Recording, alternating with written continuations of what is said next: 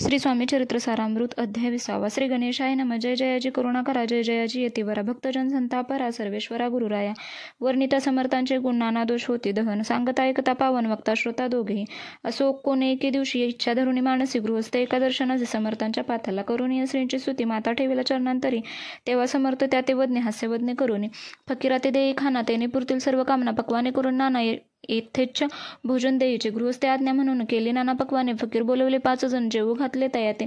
फकीर तृप्त होऊन जाती, उद्दिष्ट उरले पात्रावरती. तेव्हा समर्थ आज्ञापिती गृहस्था ते सत्वर, पेश अन्न करी ग्रहण, तुझे मनोरथ होतील पूर्ण. परी त्या गृहस्थाचे मन साशंक झाले ते वधा, म्हणे यवन याती अपवित्र त्यांचे कैसे घेऊ उद्दिष्ट ये. यातीमध्ये पावेन कष्ट, कळता स्वजना गोष्ट ये. आला म्हणे ऐसा विचार, तो समर्थास कळला सत्वर. म्हणते हा अभिवा करणार कल्पनाची ती याची आहे. इतक्या माझी साहजिक, कोणी भ्रमिष्ठ गृहस्थ एक. येऊन स्वामी सम्मुख स्तप्त उभा राहिला, दारिद्र्यग्रस्त झाला म्हणून भ्रमिष्ठ फिरे रात्रंदिन. द्रव्य मिळावया साधन त्याजवळी नसे परी, त्यासे देखून समर्थ म्हणते हे उद्दिष्ट घे त्वरित. तो निशंक मनात पात्रावरती बैसाला, त्यासे बोलेल समर्थ, तू मुंबापुरी जाय त्वरित, सफल होशील मनोरथ, द्रव्यप्राप्ती होईल.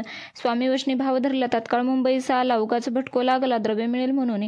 प्रभात समय एके दिवशी गृहस्थ निघाला फिरायास, येऊन एका घरापाशी स्वस्त उभा राहिला. तो घरातून एक वृद्ध बाई दार उघडून घाई घाई बाहेर येऊन या पाही.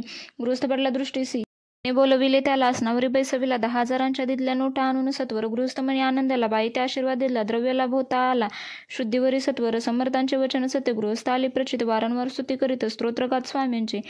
इति श्री स्वामी चरित्र सारामृत नाना प्राकृत कथा संमत सदा ऐकोत भाविक भक्त 20वाध्याय. गोढा श्रीरस्तु शुभम भवतु. श्री स्वामी समर्थ.